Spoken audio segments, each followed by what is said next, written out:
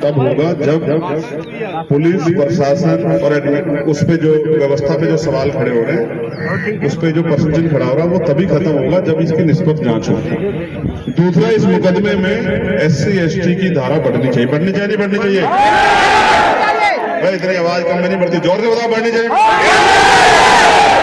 बहुत अच्छी बात है, बढ़नी चाहिए, जो कि न्याय है। क्योंकि गांव में एक दूसरे को जानते हैं और सबको जान बुझ के धमकी देके कि अगर आज काम पे नहीं आओगे तो मार देंगे। और जो सुना है वो दर्दपूर्ण है। और जिस तरह के गांव में माहौल की शराब बिक रही है वित्त रूप से, और काम करना ही पड़ेगा, ये तो गुलाम भारत की गुलामी पिक्चर जैसा जो है वो था ना, माहौल बंधुआ मजदूरों जैसा महसूस हो रहा है।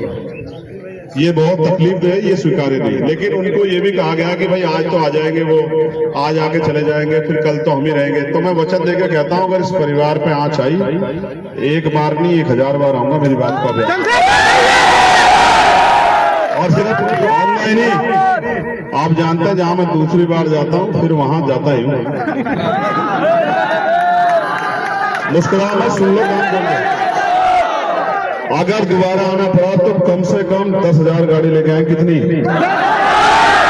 मैं सहारनपुर से चलूंगा अपने साथियों को लेकर, और आप इधर अपना रास्ते में इंतजार करना।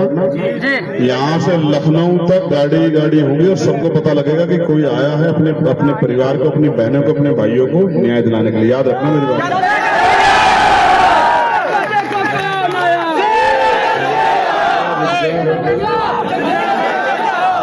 एक मिनट सुन लो, पहले मेरी बात खत्म है, उसके बीच में किसी ने नारा लगाया, कोई बोला तो समझ लेना, मैं मानूंगा कि मेरा आदमी। CBI जांच अगर इसकी हो जाए तो ज्यादा बेटर रहेगा, न्यायपूर्ण कार्रवाई उसको माना जा सकता है। ठीक है? जो अधिकारी यहाँ है अभी उनके नेतृत्व में लग नहीं रहा है, तो ऐसे अधिकारियों पे भी सरकार संज्ञान ले, जिले के अधिकारी संज्ञान ले। मुझे नहीं लगता ऐसे अधिकारी रहेंगे तो यहाँ काम हो पाएगा। ठीक है? बाकी पुलिस की तरफ से एक पत्र जो हमने मांगा था वो उन्होंने साइन करके दिया। उन्होंने पुष्टि की है कि परिवार की सुरक्षा सुनिश्चित होगी और भय मुक्त, जो भय का जो वातावरण है गांव में, उन्होंने स्वीकार किया कि भय का वातावरण है। ये बड़ा चिंताजनक है कि पुलिस ने स्वीकार किया कि भय का वातावरण है, ये बड़ा चिंताजनक है।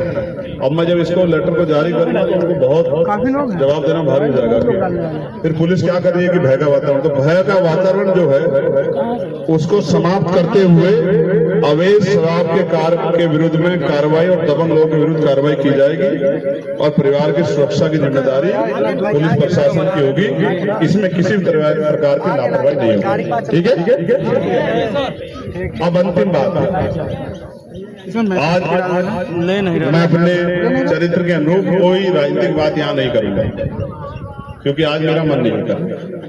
लेकिन मैं ये भी कह दूं, जो मुकदमा यहाँ हुआ है वो इस घटना को प्रभावित करने के लिए हुआ है और उसकी भी निष्पक्ष जांच हो। हालांकि वो बेलेबल है, लेकिन पुलिस ने वादा किया है कि वो किसी को भी डराएंगे धमकाएंगे इस बात का। मैं तो गांव के लोग आराम से अपने घर में रहे, मैं विश्वास दिलाता हूँ उनको कोई परेशान नहीं करेगा।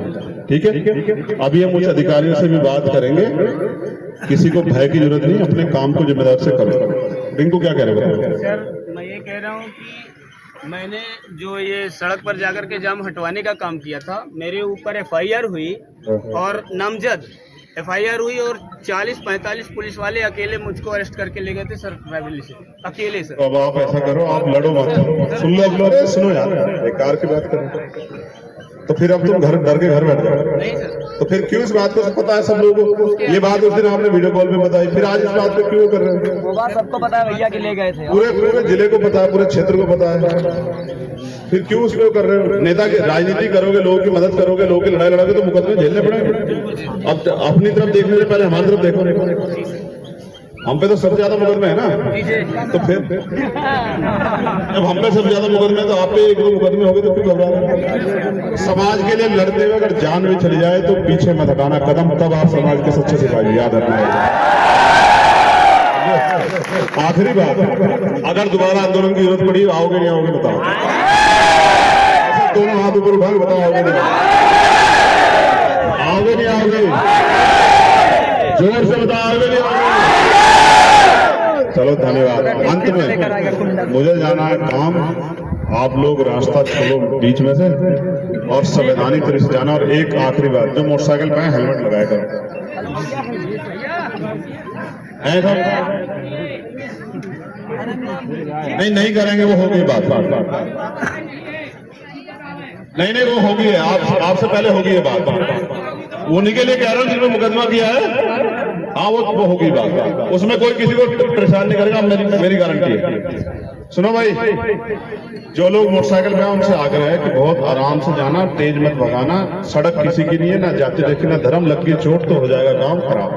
ठीक है, एकजुट रहो। मुख्यमंत्री क्या कहते हैं, एक रहोगे तो सेफ रहोगे। मैं आपको कह रहा हूं, एक रहोगे तो सेफ रहोगे। समझो आपको मेरी बात। उनकी बातों में आओगे तो फिर ऐसे मरोगे, ऐलान कर करके मरोगे अगर उनकी बातों में आओगे। एक रहो और देख लो कि कौन अपना है कौन पराया, इस बात को अच्छी तरह समझ लो। आज किसी का दिल नहीं हुआ, मैं आया तो विधायक जी भी आए और कह रहे हैं कि मुख्यमंत्री जी के पास चलो। मैं मानूंगा अगर वो कल आके लेके जाए और मुख्यमंत्री जी मेरे परिवार को 1 करोड़ रुपए घोषणा करें, तो मैं उस विधायक जी का भी मुख्यमंत्री का धन्यवाद करूंगा, वचन देके कहता हूँ।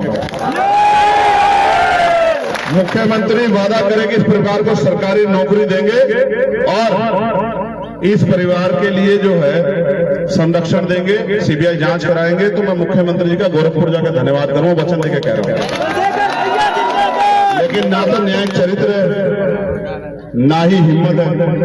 तो मैं आ रहा हूं इस वजह से, इस परिवार को ले जाने के लिए आए थे। मैं तो मानूंगा कि वो आके लेके जाए और मुख्यमंत्री घोषणा करे कि 1 करोड़ रुपए का मुआवजा मिलेगा, जैसे और जगह पे क्या है। एक सरकारी नौकरी देंगे और सीबीआई जांच कराएंगे, वचन देके कहता हूं।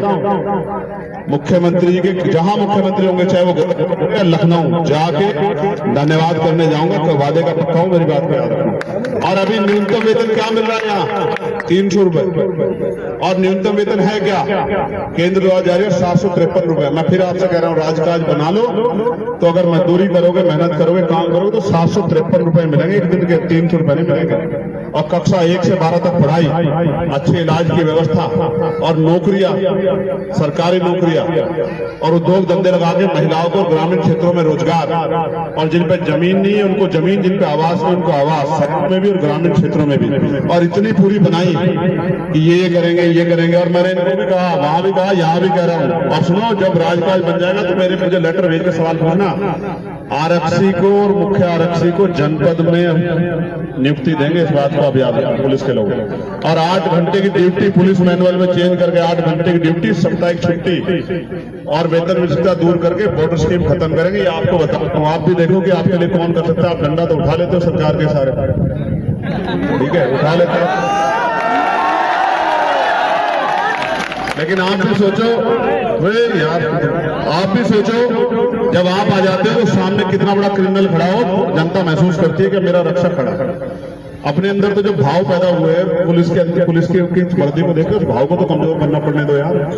देखो तो सही, हम लोग भी तो ये रहते हैं, तो हमें ऐसा लगता है कोई भी आ जाए हमारे सामने, जब तक ये हमारे पैरामिलिट्री फोर्स के जवान, पुलिस के जवान, हम महसूस करते हैं सुरक्षित है। ये हमारे घर में थोड़ा जन्मे, ये उस तरह हमारे खून से थोड़ा एक माँ के पेट में। लेकिन हम मानते हैं कि ये लोग हैं, गोपाल साहब, राहुल साहब, संजय साहब और ये हमारे पैरामिलिट्री फोर्स। हमें लगता है कि हम लोग सुरक्षित हैं। तो आप समझो ना जनता क्या अपेक्षा है हमसे।